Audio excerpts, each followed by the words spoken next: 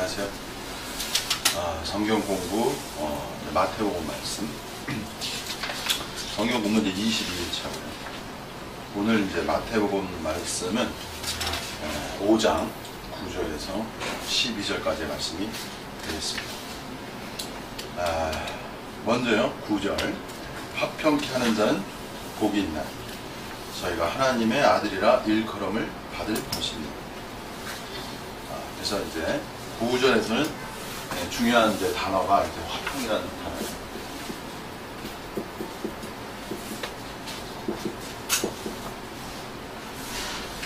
이제 이 화평에 대해서는요, 먼저 저희가 이제 볼 것이 무엇이냐면, 에베소서 1장 10절에 보시면 제가 나눠드린 1페이지 보시면 있어요.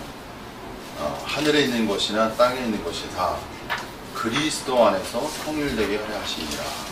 그래서 그리스도의 사역이라는 관점이 기독교에서는 굉장히 중요해요. 그리스도의 사역. 그리스도의 사역, 다시 말하면 그리스도께서 십자가에서 이루신 사실이 무엇인지를 정확히 알아야 기독교의 어떤 그 진리, 결국은 예수 그리스도께서 십자가에서 이루신 사실의 근거에서, 거기에 그 사실의 근거에서 그 사실을 믿음으로 어떠한 역사를 가져오는 것이, 하나님의 역사를 가져오는 것이 바로 기독교예요. 그래서 예수 그리스도께서 십자가에서 돌아가셔서 부활하심으로 말미암아 이루신 그 역사가 무엇인가, 그 의미를 아는 것이 굉장히 중요한 것이에요. 얼마만큼 여러분이 그 사역, 주님이 이루신 사역을 아는가에 따라서 기독교의 그 풍성을 여러분이 가져갈 수가 있습니다. 예수님 자신은 그분의 사역에서 이루신 결과가 무엇인지에 대해서는 구체적으로 하나하나를 말씀하지는 않으셨고, 주로 그것을 누가 많이 얘기했냐면 바로 여러분이 잘 아는 사도 바울이 많이 얘기했습니다. 그래서 사도 바울의 사역이 그런 면에서는 또 굉장히 중요한 위치를 차지하고 있는 것입니다. 사도 바울의 특히 로마서의 말씀, 교리적인 말씀이죠. 그 로마서의 말씀을 많은 부분, 주님께서 이루신 사역이 무엇인가에 대해서 로마서에서 많이 언급하고 있습니다. 그 다음에 에베소서, 골로새서, 빌립보서, 갈라디아서 여기도 있고요.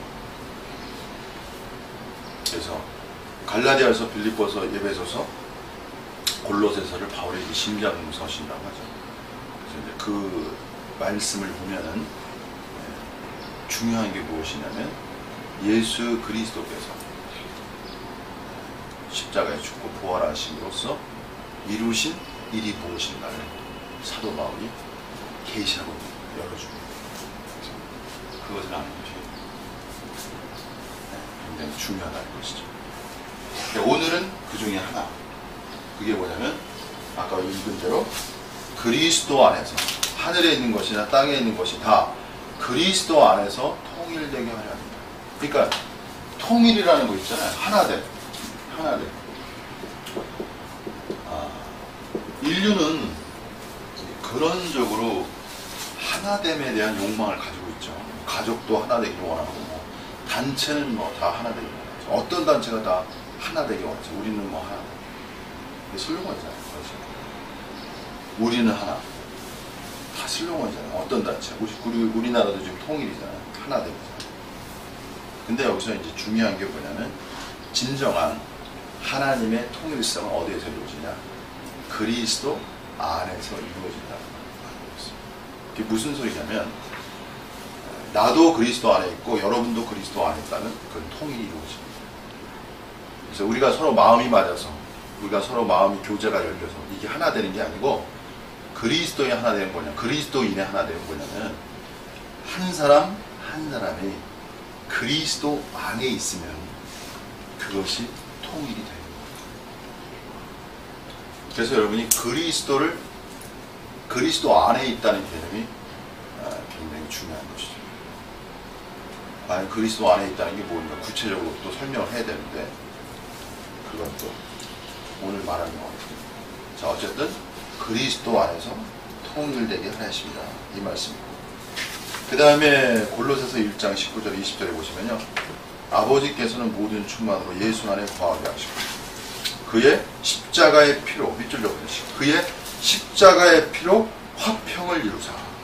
그러니까 그리스도 예수의 그 피가 뭐예요? 화평을 이루게 하는 하나의 근거가 된 것이죠.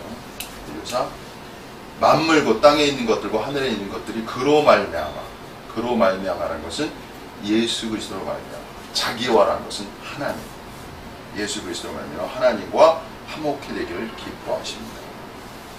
그래서 원래는 예수 그리스도가 십자가에서 피를 흘리지 않았다면 하나님과 인간이 화목될 길이 없는 거예요. 왜? 인간은 죄인입니다. 하나님은 죄와 함께할 수가 없죠. 그러나 예수 그리스도께서 십자가에서 피를 흘리심으로 모든 사람의 죄를 용서해 주시죠. 그죠? 그러므로 여기서 죄의 용서가 발생했을 뿐만 아니라 여기 하나님과의 화목이 열리는 것이죠. 그래서 여러분은 행복한 사람이 된 거예요. 뭐냐면 하나님과 화목해 된 그런 사람이 되는 것입니다. 하나님과 열려 있다면요, 그건 또 다른 세상이에요. 하나님을 여러분, 제가 진정한 행복이라는 거 무엇일까? 잠시 좀 언급해 드리고 싶습니다. 하나님이 그냥 열려요. 인생이 열리고 행복이 열리고.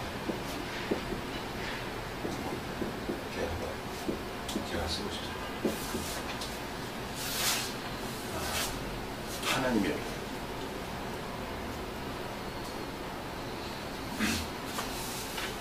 이 하나님이라는 개념은 참 하나님을 설명하기가 어려운 거예요. 하나님을 설명하기가, 하나님을 다 알 것 같잖아요. 그죠? 근데 하나님 다 알 수가 없고. 참, 이 하나님이라는 게, 일단 하나님이라고 하면 우리가 다 마음속에 하나님이라는 어떤 인상이, 이미지가 들어오잖아요. 그죠? 어떤 생각도 들어오고. 근데 이렇게 말씀드리고 싶어요. 하나님은 우리가 생각하는 그 이미지나 어떤 상징성, 또 마음속의 어떤 느낌, 그것을 항상 어떻게 있어요? 초월해 있어요. 넘어서 있어요. 우리가 알고 있는 하나님이 다라고 생각하면 안 돼요. 그래서 제가 그랬잖아요. 여러분한테 항상 말씀드리는 게, 인생의 행복이라는 건 뭐냐면 새로움이에요. 새로운 거예요. 오늘은 이렇게 말씀드리겠습니다. 인생의 새로움에서 이 자각이라는 단어가 일종의 깨달음이라고 해야 되나? 그거를 좀 말씀드리고 싶어요. 새로움에 대해서 자각과 깨달음. 자, 무슨 말이냐면 하나님을 알아간다는 것은 어떤 세계예요? 무한 깨달음의 세계입니다. 무한 자각의 세계. 다시 말하면 무한 새로움의 세계를 알아가는 것이 하나님을 알아가는 거예요. 근데 그게 무한하다는 얘기야. 끝이 없다는 얘기야. 그래서 샘솟는 기쁨이란 말 있잖아요. 샘솟는, 내 마음속에 샘솟는 기쁨이라는 거. 그 샘이란 뜻이 뭐냐면요, 샘의 그 특징이 뭐냐면 끊임이 없다는 거예요. 그러니까 하나님의 세계는 뭐예요? 끊임이 없다. 다시 하면 끝이 없는 이야기야. 끝이 없는 이야기가 행복한 거예요. 항상 새로운 이야기. 그것이 하나님과 함께 우리 일생에 일종의 쓰여지는 이야기. 이것이 인간을 행복하게. 이건 진실입니다. 진실. 정여록 목사의 진실한 고백입니다. 제가 그렇게 살고 있어요. 어제 알았던 것이 다가 아니고 또 새롭게 하나님을 더 깊이 이해하고.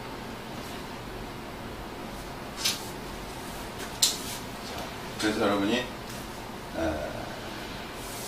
오늘날 기독교에 이제 항상 제가 아는 한 단체가 있어요. 근데 그 단체의 위험성은 뭐냐면, 다시 말씀드리지만 절대와 최고성에 갇혀 있다는 거예요. 네, 하나님을 절대적이고 최고적 존재이시죠. 그죠? 근데 문제는 뭐냐면 참 아이러니한 거예요. 절대와 최고에 갇히면 무한 새로움의 하나님을 잃어버린다는 이야기예요. 네, 하나님이 살아있지 못해요.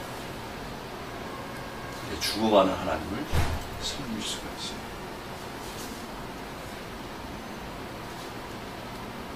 그래서 저희 미래신학의 관점은 뭐냐면, 이 단어를 그냥 쓰겠습니다. 이거는 일반적으로 쓰지 않는다는데 저는 그냥 한번 써보겠습니다. 이건 뭐냐면, 일반 교회에서는 절대 이런 글을 안 쓰죠. 하나님의 생명화.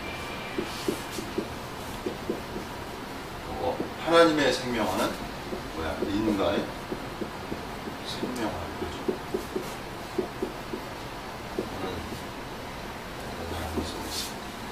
다시 말하면 하나님이 살아야 인간이 산다. 이렇게 말씀드릴 수 있어요. 여러분, 하나님이 항상 새로워야 돼요. 하나님이 내 안에 항상 살아있어요. 살아있다는 개념이 굉장히 중요해요. 아까도 제가 말씀드렸지만 절대와 최고화로 정의되어진 그 하나님 속에 여러분 갇히면 하나님은 어떤 하나님인데? 죽어가는 하나님이 될 수 있습니다. 하나님이 생명화가. 자, 이 정도만 말하고요. 넘어가겠습니다.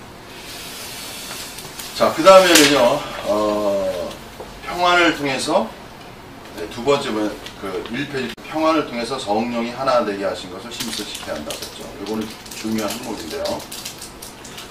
평안을, 그러니까 에베소서 4장 3절 이런 구절이 있습니다. 평안에 매는 줄로 성령이 하나 되게 하신 것을 힘써 지켜야 한다. 자, 기독교인에게서 중요한 요소가 뭐냐면, 하나됨인데, 이 하나됨은 성령의 하나됨입니다.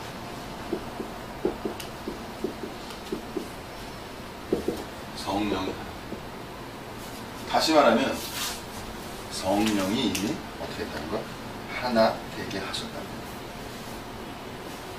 그래서 그 고린도서 12장 13절에 보시면 이런 말씀이 있어요. 우리가 유대인이나 헬라인이나 종이나 자유자나 다 한 성령으로 세례를 받아. 동그라미 쳐보세요. 한 몸이 되었고. 그래서 이제 성령의 하나됨은 무슨 소리냐면 한 몸이 되었다는 거예요. 오늘날 이제 기독교에서는요, 이 한 몸이라는 걸 이제 강조하는 단체가 있어요.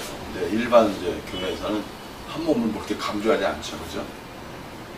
근데 사실은 하나님의 역사는 그 한 몸이 다른 말로 하면 이게 이제 교회예요. church, 교회다. 그래서 이 세상에서 놀라운 기적은 뭐냐면요, 하나가 돼요. 가족도 하나가 안 되잖아요. 핏줄 넘기도 하나가 안 돼요. 하나가 돼야 되나요? 하나가 돼야 되나요? 가족도 같이. 당연하죠. 아니, 그런데 아까도 말씀드렸지만 가족도 사실 혈연으로 연결되어 있잖아요. 그죠? 근데 하나님 눈에 보면 이 땅에 유일한 하나는 혈연으로도 하나 될 수 없는 냉정한 관점이죠. 그럼 아까 말씀드렸죠. 뭐로만이 하나가 돼요? 그리스도 안에서만 하나가 될 수 있어요. 그럼 가족도 그리스도 안에서 하나가. 그렇죠. 진정한 하나. 하나님이 원하는 진정한 하나는 어디 있어? 그리스도 안에. 그러니까 그렇지만 혈연 관계도 어느 정도 하나는 좀 느낌이 있잖아요, 그죠? 근데 여기서 중요한 건 뭐냐? 하나님 관점에서의 통일성을 말합니다. 인간의 관점이야. 그러니까 하나님의 관점에서의 그 통일성은 굉장히 높은 거겠죠. 거의 완전한 거겠죠. 그죠? 완전 그 자체겠죠. 그런 관점에서의 하나는 그리스도 안에 있습니다.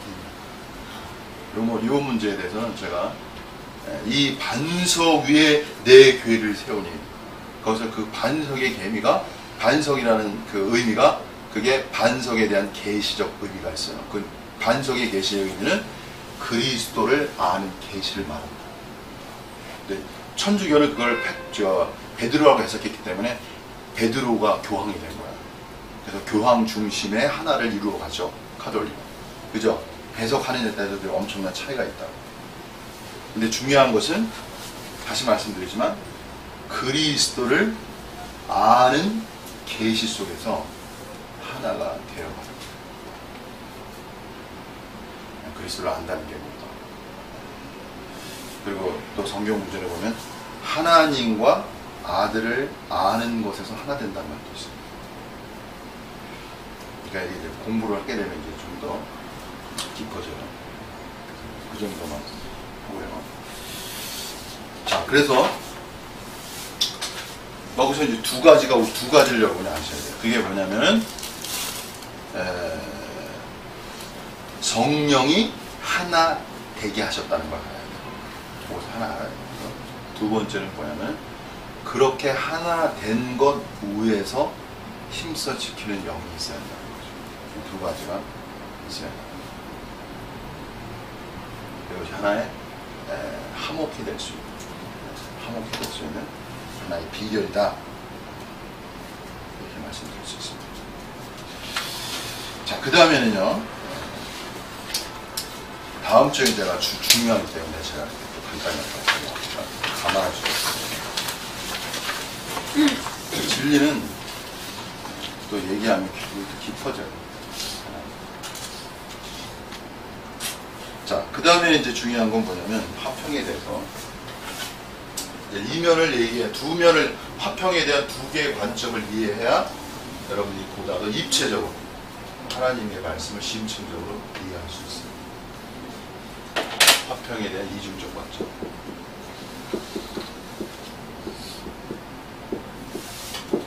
이중적 관점. 잘 들어보십시오. 이제 자, 이렇게 화평케 한 자는 복이 있나니 하나님의 아들이라 일컬음을 받을 것이요. 그러니까 화평이라는 게 얼마나 중요한지 여러분 이제 아셨죠? 근데 성경에는 또 그거와 좀 다른 톤의 말씀이 있다. 일단 마태복음 10장 34절 39절 2페이지 보겠습니다. 36절에 보시면 내가 세상에 화평을 주러 온 줄로 생각지 마. 화평케 하는 자는 복이 있다고 또 말씀하셨는데 화평을 주러 온 줄로 생각지 마. 그게 참 성경은 알다가도 모르겠죠. 그래서 저는요 성경을 여러분이 어떻게 이해하시냐면 다면적 관점, 그 다음에 입체적 관점으로 알아요. 딸랑 하나가 아니란 말이에요. 인간 존재라는 건 굉장히 심오성이 있어요. 인생도 굉장히 심오한 거예요. 정답이 이렇게 쉽게 떨어지지 않아요. 모든 상황 속에는 다면적, 입체적 상황이 연결되어 있는 거예요. 인간이라는 존재 자체가. 그러니까 하나님의 말씀도 여러 측면에서 알아야 돼요. 다만 하나만 알아서 되는 거예요. 공부를 해야 된다는 거죠. 말씀을 깊이. 그래서 내가 세상에 화평을 줄로 온 줄로 생각하지 마라. 화평이 아니요. 뭐야? 검을 주러 간다. 와. 검이라는 말. 검은 뭘 상징해요? 네? 싸움 아니야, 싸움. 그렇죠. 검 갖고 싸움하는 거야. 투쟁. 투쟁했어. 그죠? 검을 주고 한다. 그 다음에 뭐라고 하냐면 내가 오는 것은 그 사람이 아버지와 딸이 어머니와 며느리가 딸이 어머니와 며느리가 시어머니와의 불화하게 하려. 불화하면 똑같죠. 화목이 아니고 불화한테. 여기서 제가 이제 말씀드리면 진리가 있는 곳에는요 화목이 있는 게 아니고 불화가 생길 수 있어요. 이게 소위 말하면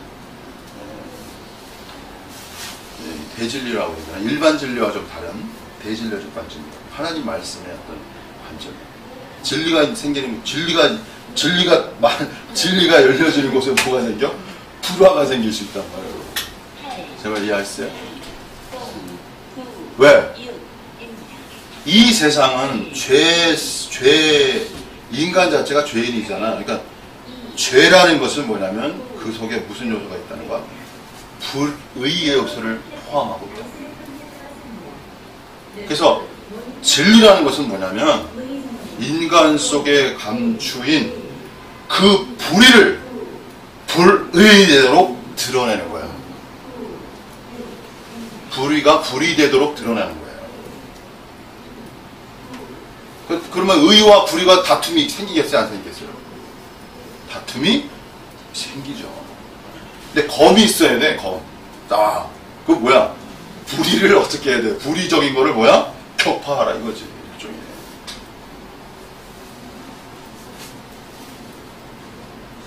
그 다음에 사람의 원수가 자기 집안 식구라. 이게 신의 말씀, 하나님, 이게 기독교의 말씀이에요, 여러분. 어떻게 자기 원수가, 사람의 원수가 자기 집안 식구라는 말을 어떻게, 다른 경제는 어디 있어요? 이게 성경이라는 말씀은 굉장히 뭐예요? 냉정하고도 예리한 거예요, 여러분. 그리고 굉장히 실체적이라는 거야. 그냥 관념적이지 않아요. 아주 인간의 그 속을 어떻게 보면 굉장히 후에 판다고 해야 되나? 적나라하게 들춰내는 것이 하나님의 말씀. 특히 예수님 말씀의 특징이에요. 왜? 죄가 심판되어지는 곳에 진정한 화평이 임하기 때문에 그런 거예요. 그냥 화평이 오는 게 아니고 죄가 심판되어야 거기에 진정한 화평이 오는 거예요. 그래서 검이 필요한 거예요. 죄를 죄되게 해야 돼요. 불의를 불의되게 해야 돼요. 그것이 치료의 역사예요. 치료의 역사. 그것이 진리가 너희를 자유케 하리라. 인간을 얽매이고 있는 게 뭐예요? 사실은 냉정하게 말하면 그것은 불의예요. 비진리적인 요소인 불의가 인간을 어떻게 만드는 거야? 이게 진리가 열려지는 곳에 뭐가 와? 자유가 오는 거야. 거기서 받아들이는 자에게는 축복이 있지만 저항하는 자가 생겨. 저항, 반대하는 자들, 그들에 대해서는 어떤 요소가 생겨? 불화의 요소가 생겨요. 나중에 우리가 또 말씀드린 핍박을 받는단 말이에요. 불화가 생겨. 그래서 어떤 진리가 드러나면요 반드시 거기에 일종의 저항이 일어나는 거야. 반대파. 왜냐면 여기서 우리가 중요한 게 뭐냐면요,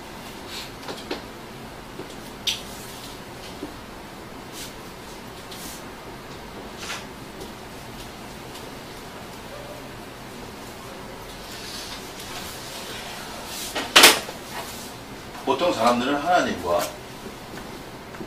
인간과의 관계를 봐요. 하나님과 나는. 그죠? 주로.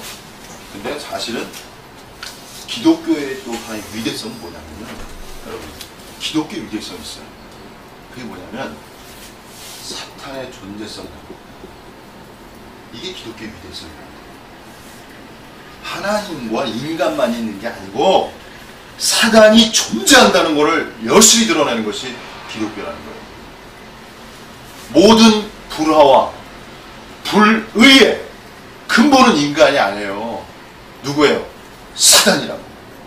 인간의 원죄를 통해서 역사하는 그 사단이 불의와 그 죄의 근원이란 말이에요. 그래서 중요한 건 뭐냐면요, 사단이 어떻게 해야 돼? 사단이 처리돼야 돼. 그래서 진정한 화평이라는 건 어디서 오냐면 죄가 처리될 뿐 아니라 사탄이 처리돼야 돼요. 그래서 미래신학의 관점에서 여러분에게 좀 말씀드리고 싶어요. 성령의 시대는 신앙의 시대를 넘어서 전사의 시대가 되어야 됩니다. 싸움의 시대.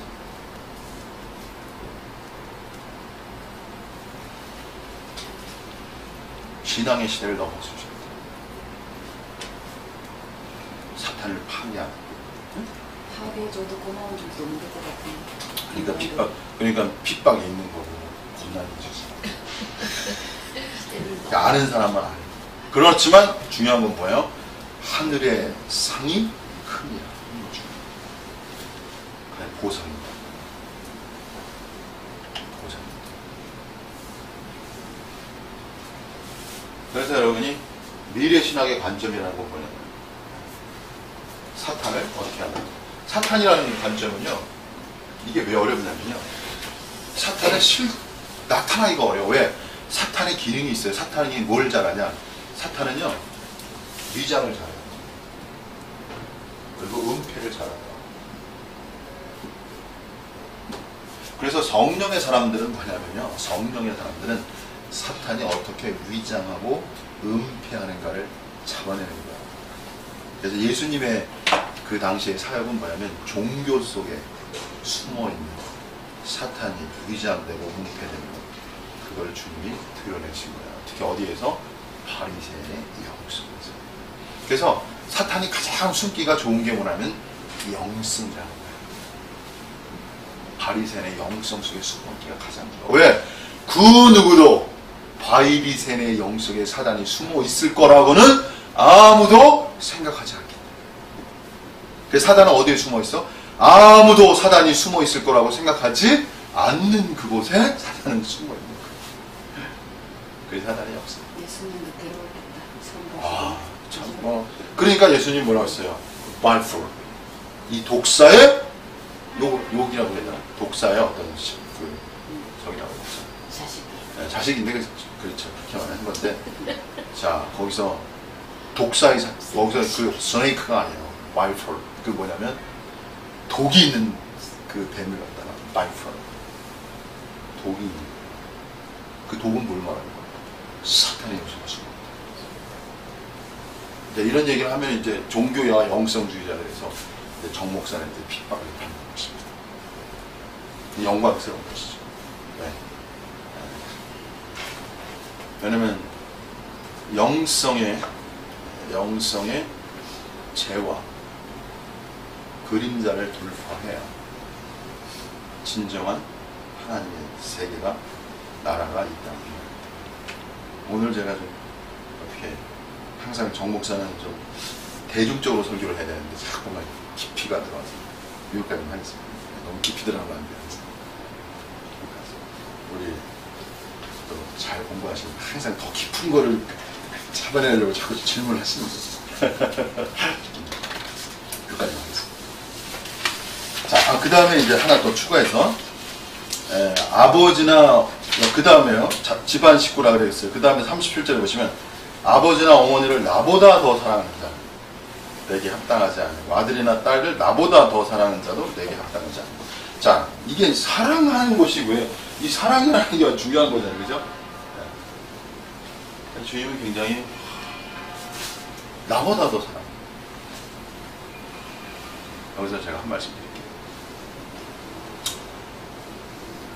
하나님에 대한 절대적 사랑, 그리고 그 누구하고도 차별화된 사랑이 없으면 시각이 흐려져요. 눈이 휘어지고 판단이 흐려져요. 하나님을 제대로 못 쫓아가요. 하나님보다 자식을 사랑하는 순간에 시야가 흐려지고 목표를 잃어버려요. 여기 조심해야 돼요. 이게 어려운 거예요. 왜? 부모 자식의 이 천륜이라고 하잖아요. 그거 어떻게 인간이 그렇게 했어. 근데 천륜보다 강한 건 뭐야? 제가 신륜. 하나님과의 관계성. 천륜보다 더 강한 게 자기 아닐까지. 아, 또 어렵죠. 그것도 그렇죠. 왜냐하면 여기 또 뭐라고 다음에 했어? 나와요. 다음에 또 나온다. 네. 또 자기를 십자가를 지고 나를 따르지 않는 자도 정확히 말했어요. 자기란 말, 자기 십자가. 그러니까 자기를 미워하지 않으면 안 된단 말이죠. 성경. 정확히 말해요. 여러분, 참 어떻게 이걸 다 설명했어요? 제가 이렇게 여기까지 말하면 제가 정말 인간의 자기애라는 건 너무 뿌리가 깊거든. 그리고 이 사단은 어디를 통해 들어와? 인간의 자기애를 통해 들어오는 거야. 인간의 그 자를 수 없는 자기애를 통해 사단이 들어오는 거야. 그래서 하나님을 향한 노정은 하나님 외에 모든 것을 다 포기해야 돼, 사실. 이게 좁은 길이죠. 근데 하나님을 얻는 순간에 여기 발상해 모든 것을 얻게 되는 거야. 이게 기독교의 또 유대습니다. 진정으로 얻게 되는 거야. 하나님을 얻는 순간에 진정으로 모든 걸 얻게 되는 거야. 이게 또 대역전 드라마라는 거야. 다 잃어버리는데 다 또 찾아. 그래서 여기 보면 뭐라 그랬어? 자기 목숨을 얻는 자는 잃을 것이요 나를 위하여 자기 목숨을 잃는 자는 뭐야? 얻으리라. 이게 대역전극이라고 한다. 그러니까 기독교는 얻는 게 아니고 잃어버리는 거야. 근데 잃어버리는 건 결과가 뭐야? 다시 얻는 거야. 대역전이야. 자, 이거는 여기까지만 하고 그 다음에 한 말씀 추가한다면 제가 한 말씀 더 추가한다면 요새 예를 들어서 이런 게 제가 하나 적용을 시킨다면 교회 세습이라는 거 있잖아요. 교회 세습 그 말이 많잖아요. 이 교회 세습이라는 게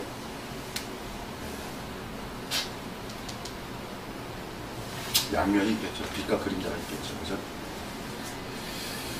근데 세습을 하는 그 동기 속에 하나님보다 자녀를 두고 사는 그 요소가 들어가죠. 응? 그건 뭐예요? 불의라는 거예요. 아시죠? 네. 근데 목사님 결국은 죄송해요. 자기 자식을 사랑한다는 건 자기가 영원히 사는 방법으로 생각하는 자기 사랑 아니에요? 그렇죠.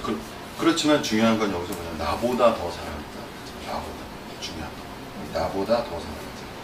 아버지나 어머니를 나보다 더 사랑한다. 내게 합당시고 아들이나 딸을 나보다 더 사랑하는 자도 내게 합당치. 그 세습의 원리가 누구를 더 사랑하냐 이거야. 근데 또 세습하면서 그러죠, 사람들은. 이게 참 이런 얘기하는데 하나님을 위해서 한다. 참. 그래서 영성주의자의 무서운 건 뭐냐면 고도화된 자기 합리화가 그 속에 숨어 들어온다는 거예요. 이게 무서운 거예요. 하나님을 위해서 세습한다는 거예요. 이거밖에 길이 없다. 이게 최선의 길이라고. 나를 위한 게 아니라. 어떻게 제가 설명할 거예요? 어떻게 뭐라고 설명할 거예요? 자식을 바친다고 생각해요. 아, 그렇지. 그 합리화를 여러분 어떻게 돌파할 거야? 그 자기 중심 속에서 오는 그 교묘한 합리화를. 세상 사람들이 그걸 세상 사람들이 그걸 고집받겠어요. 근데 사실 영성주의자가 아니더라도 다 이런 게 있는 것 같아요. 그렇죠. 뭐 그것이 세상이니까. 저는 세상에서 세습하는 건 어쩔 수 없는 경우 아니겠어요, 그죠? 근데 이제 중요한 가슴 아픈 일은 뭐냐면 교회 안에서. 근데 하나님은 이런 인간을 왜 이렇게 사랑하실까요? 또 자꾸 오늘 질문 좀 하라고 지금. 자, 나 같으면 버리겠구만. 근데 저는요, 한 가지 좋은 말씀 했어요. 제가 여기서 하나 말씀드릴게요. 하나님은요, 지혜로우셔요. 교사도 주시지만 모두 주셔요. 반면 모두 준다. 반면 교사도 주셔요. 나 이게 하나님 지혜라고 생각해요. 이게 하나님 지혜예요. 반면 교사를 통해서 뭘 알 수 있어? 거짓을 통해서 참을 알 수 있는. 그리고 반면 교사는 없을 수가 없어요. 이 땅에서. 그래서 저는 반면 교사 되는 분들에게 참 감사합니다. 많은 걸 배우는 거고. 야, 이게, 그러니까, 반면 교사가 있어야 진리를 알게 돼요. 아, 그래서 주님 이렇게 반하셨어요. 어? 주님이, 경계가 돼. 내가 경계가 돼. 한 10년 운동을 했잖아요. 네? 그래가지고. 10년 욕하면 그 경지에 이르는 거다. 왜냐면, 대의를 봐야 돼. 더 높은 걸 봐야 돼. 자, 진짜 중요한 건 여러분 뭐냐면요. 이 미래신학의 관점이에요. 사람을 미워하는 게 아니에요. 사람을 미워하는 게 아니에요. 뭐를 미워하는 거예요? 죄도 죄지만 더 그 죄를 역사하는 누굴 미워하는 거예요? 사단이에요. 본질적으로. 그 용서가 있어요. 다 넘어가요. 너그럽게. 그러나 아픔이 있고 비통함이 있어요. 그리고 진리를 말해야 할 부담도 있고 이런 측면이요. 누구를 사람을 미워하는 측면이 아니에요.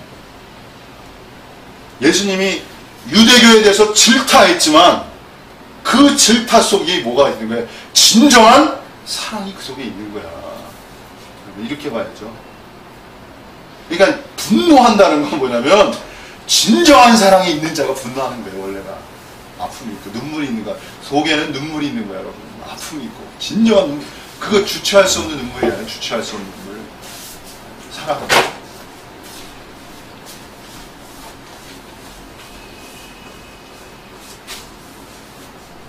자, 시간이 이제 많이 갔습니다. 그래서 너무 또 다 했으니까 자, 여기까지 하고 넘어가겠습니다.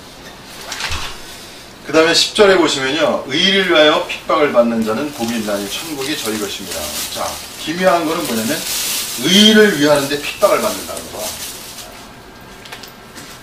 그죠? 그리고 이제 디모데후서 3장 12절에 보시면 무릇 그리스도 예수 안에서 경건하게 살고자 하는 자는 핍박을 받으리라. 존경을 받아야 되는데 핍박을 받는다. 자, 그 다음에 11절로 넘어가겠습니다. 나를 인하여 너희를 욕하고 핍박하고 거짓으로 너희를 거스려 모든 악한 말을 할 때는 너희에게 복이 있다. 그러니까 예수 그리스도를 인하여서 욕을 얻어먹는 거야. 핍박을 받고 또 거짓으로 거스려 또 악한 말까지. 그래서 여기서 제가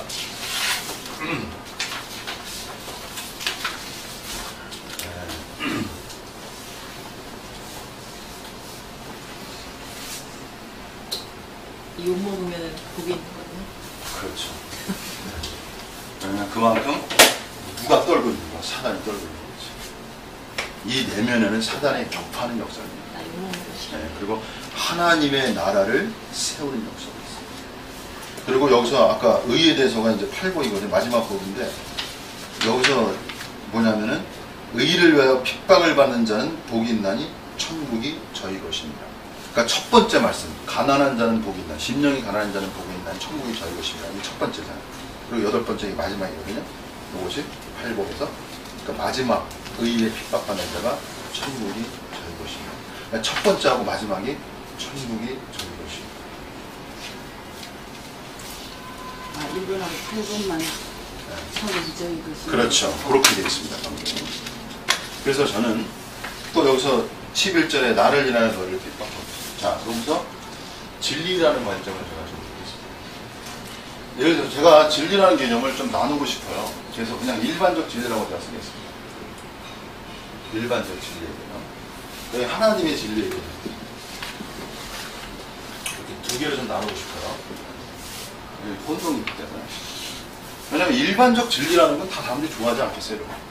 그죠? 뭐 나 착하게 살아라, 성실하게 살아라, 거짓되지 말아라. 누가 핍박하려고? 그럴 이유가 전혀 없잖아요, 그죠? 일반적, 이게 그냥 제가 거의 진리라는 개념을 좀 세분화해서 일반적 진리의 관점. 근데 하나님의 진리의 관점이라는 건 이게 뭐가 와? 이게 핍박이에요. 핍박, 이 일반적 진리는 핍박이 오지 않을 것 같아요. 그죠? 그러니까 하나님의 진리는 핍박이에요. 이게 참 중요한데. 하나님의 의. 이거는요, 하나님의 진리와 의는 냉정하게 말씀드릴게요. 자, 하나님의 진리와 핍박은 어떤 역할이 있냐면요, 사람들 속에, 그러니까 쓸게요. 잠입한이라고 쓸게요. 잠입한, 사탄을 흔듭니다. 사탄을 흔듭니다. 사탄이 원래 왕노릇 하고 있는 거거든. 사실 냉정하게 말하면 죄의 사람들 그 사탄의 존재를 흔들어. 그러니까 대진리라는 게 대진리적 관점인데 이게 하나님의 진리적 관점. 그러니까 진리적, 이게 신의 말씀, 하나님의 말씀의 특징, 진리의 특징은 뭐냐면 사람의 존재를 만지는 거예요. 너 거기에서 나와! 이렇게 말하는 거예요. 너 그 상태에서 벗어나. 강력하게. 너는 뭐야? 너는 어둠이야. 이게 진리의 말씀이야. 너는 어둠이야. 그죠? 네? 회개하라 천국이 가까워졌냐? 회개라는 건 뭐야? 너는 어둠. 어둠에서. 그러니까 대진리가 가는 곳에는 사실 뭐가 있어? 사람의 죄를 들추어내는 거예요. 예수님의 사역의 많은 부분은요, 죄를 들추어내는 거예요. 종교의 죄, 영성의 죄, 특히. 그러니까 유대교가 뭐야? 흥분하는 거죠. 유대교에 그냥 죄를 막 지적하고 어둠을 지적하니까 죽여야 되겠다. 그래서 십자가에 못 박히신다. 냉정하게 나서.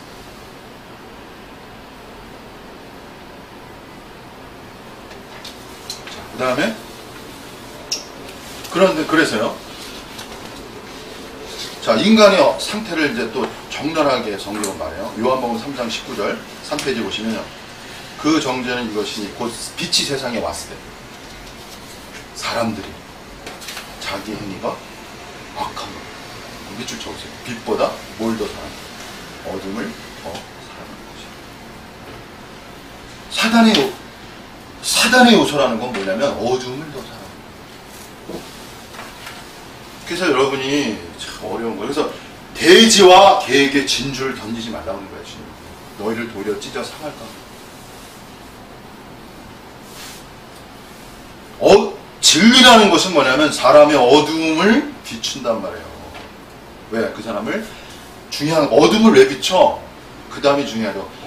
새로운 존재화하기 위해서 어둠을 비춰.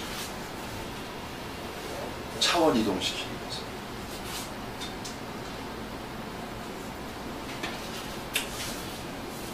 그러니까 안 받는 사람은 오히려 해하려고 그러겠죠. 그죠?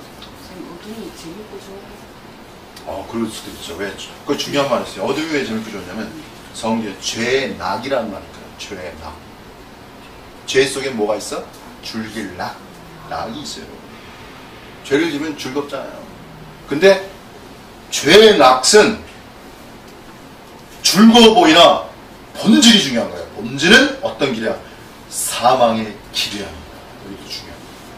그거 하나고요.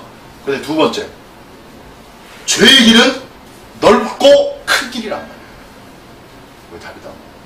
죄를 짓는 건 편해요. 넓고 큰 길이야. 그죠? 근데 생명으로 인도하는 뭐는 뭐야? 좁고 협착한 길이란 말이에요. 저는 좁고 협착한 길을 간다고 해줘. 다른 사람이 다 할 수 있는 건 저는 못 하잖아요. 어떤 면에. 그죠? 제가 뭐 저를 많이 얘기할 수는 없지만 저는 자유로운 사람이지만 또 그러니까 모든 것은 가하지만 모든 게 다 가할 수 있는 아주 자유로운 사람이에요. 진실로. 그러나 모든 걸 할 수 있는 사람이 또 아니야. 참 말이 어렵죠. 네, 이게 신의 어떠한 연관성에서 하나님과의 연관성에 있어서 소위 말 하나님이 싫어하는 걸 할 수가 없어.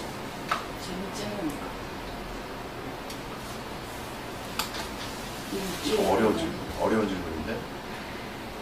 자, 하나님에게 속한 사람들은요, 그 본질이 뭐냐면 진실 있죠, 진실.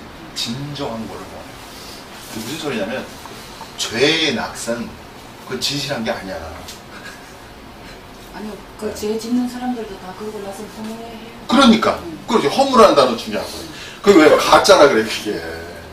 그게 사망이란 말이야. 그래서 죄의 싹스 뭐라고 그래? 성경이 엄밀히 하죠. 죄의 싹스는 뭐야? 낙이 아니고 사망이야. 요게 진리야. 죄의 낙이란 말이 있는데 그거를 믿기야 거짓이야. 죄의 낙이라는 것도 있지만 그건 거짓이야. 일종의 본질은 뭐야? 죄의 싹스는 사망. 그리고 거룩할수록 하나님을 의식할수록 죄에 대해서 사망의 요소가 더 이렇게 예리하게 온다. 또 실감나는 참. 그리고 더 중요한 거 있어요, 여러분.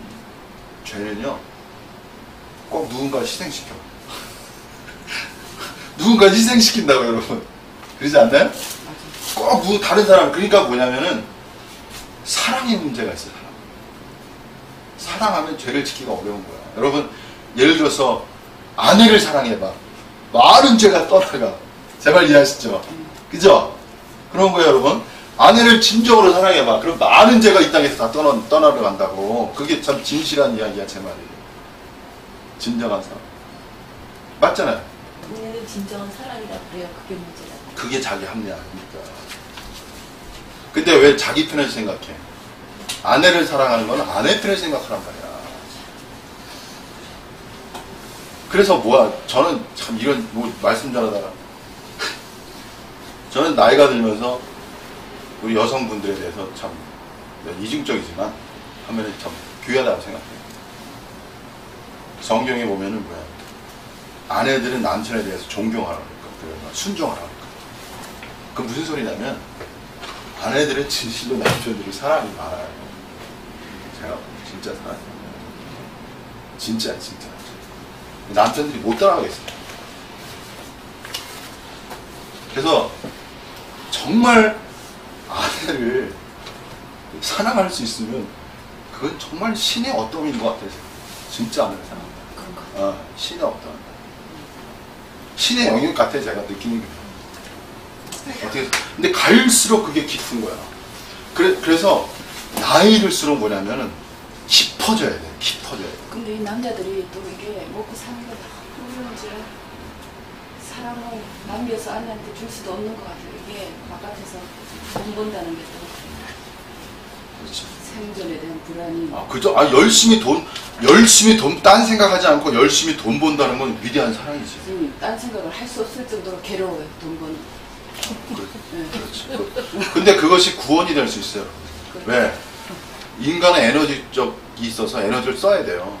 근데 에너지를 정말 성실하게. 근데 돈이라거나 어떤 인생의 어떤 인생의 어떤 재속화된 가치 속에 함몰되어 있다면 그것도 비극이겠죠.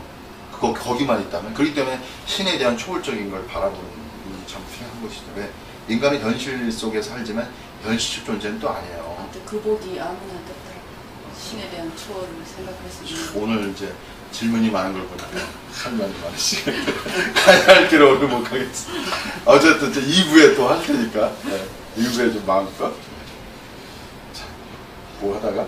자, 그 다음에 이제 요한복음 15장 18, 19절 다시 보겠습니다. 세상이 너희를 미워하면 너희보다 먼저 나를 미워한 줄 알아. 그러니까 세상이 누구를 미워해? 예수님을 미워하는 거예요. 그죠? 그 다음에 너희가 세상에 속하였다면 세상이 자기 것을 사랑할 터이나 너희는 세상에 속한 자가 아니요 도리어 세상에서 나의 택함을 입은 자인 고로 세상이 너희를 미워. 자, 그래서 다시 말하면 진정한 하나님의 진리를 가진 사람들은 핍박도 받고 미움도 받죠.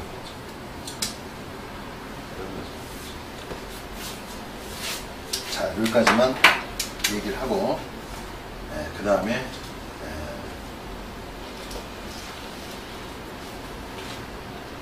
일반적 진리가 아닌 하나님의 진리에 관점에서 몇 가지만 더 얘기하겠습니다.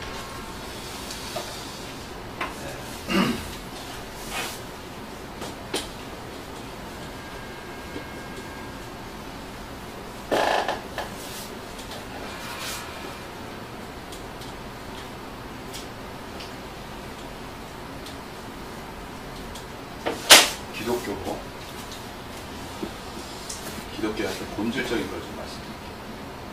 기독교의 본질은 여러 가지 있지만 오늘 첫 중요한 게 뭐냐면 믿음의 실현. 이렇게 다 알 수 있습니다. 그러니까 기독교는 무슨 종교냐면 쉽게 말하면 믿음의 종교예요. 믿음의 종교. 믿음을 강조하죠. 근데 이제 오늘 두 번째가 중요해요. 두 번째는 뭐냐면 죄를 인식하고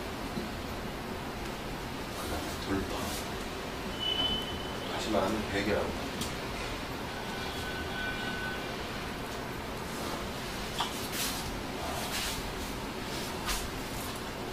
믿음을 강조하면 뭐 그렇게 핍박이 많지 않은 것 같아요. 그죠? 근데 죄를 말하는 핍박이 따를 거예요. 그죠? 믿음을 가지라는데 뭐 핍박이 따르겠어요. 근데 죄를 지적하면 당연히 뭐가 오겠죠? 반대가. 그래서 기독교에 이제 믿음도 굉장히 중요한 거예요. 제가 다 말할 수 없어요. 근데 여러분이 두 개를 다 봐야 돼요. 믿음만을 볼 것이 아니고 죄를 봐야 돼요.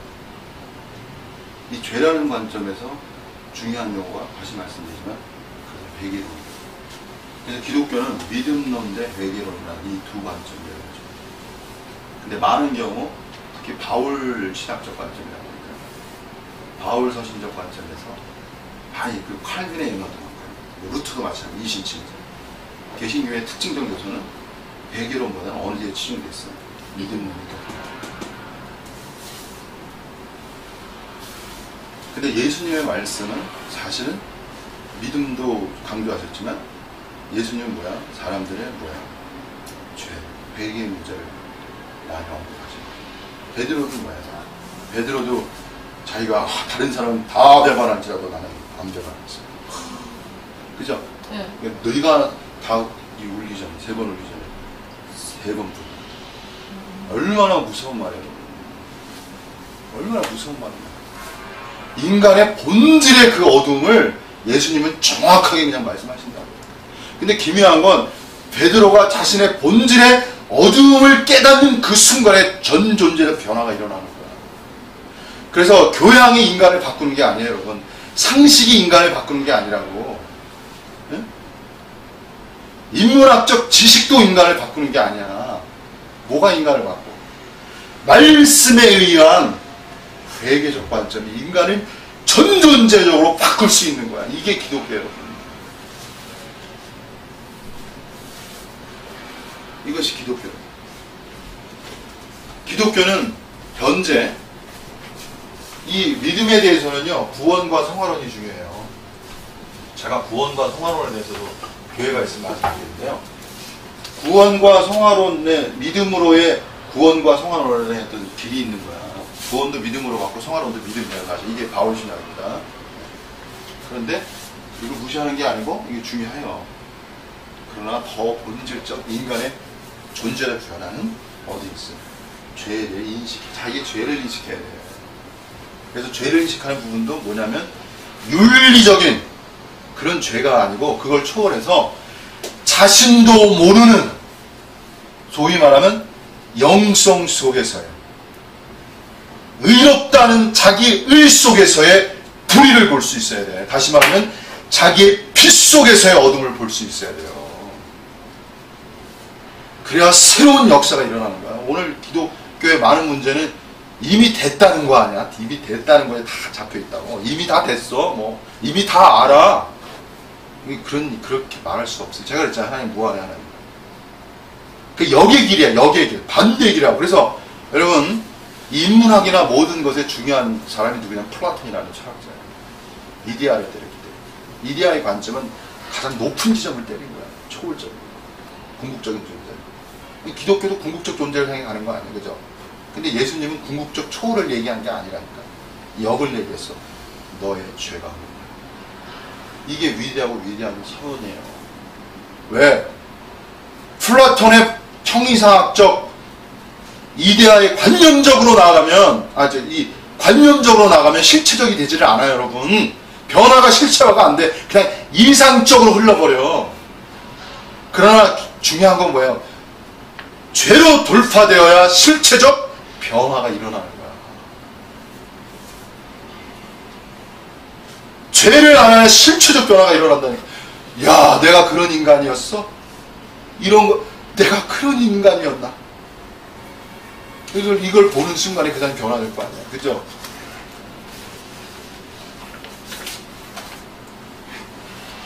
그래서 무한히 자신의 어두움을 볼 수 있는 그것.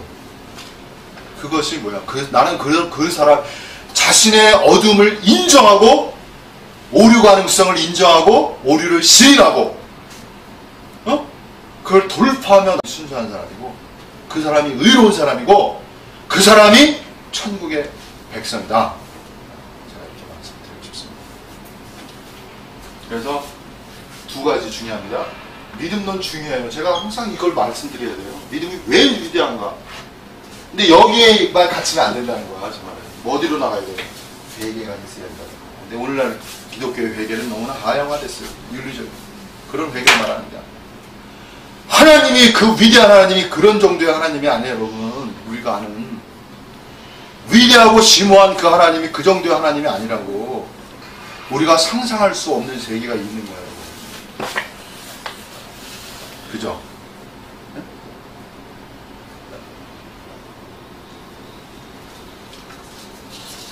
그래서 마지막으로 이제 하나 한다면 기뻐하고 즐거워하라. 핍박을 받는다 이거야. 네? 근데 뭐라 그랬어? 기뻐하고 즐거워하라는 거야. 왜? 하늘에서 너희의 상이 크니라 말씀했어요. 너희 전에 선지자들 이같이 핍박하였느니라.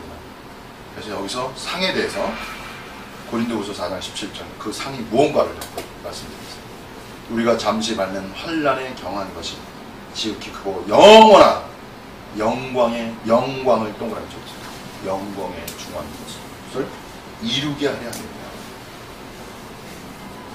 그래서 인간의 진정한 행복은 뭐예요? 영광.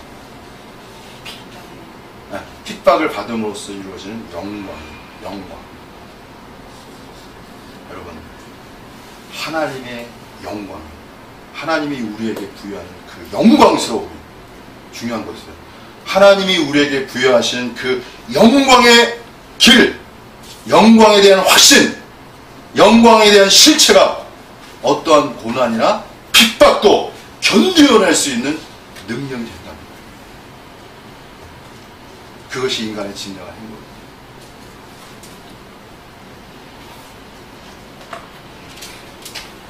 더 이상 뭘 바라겠습니까? 왜?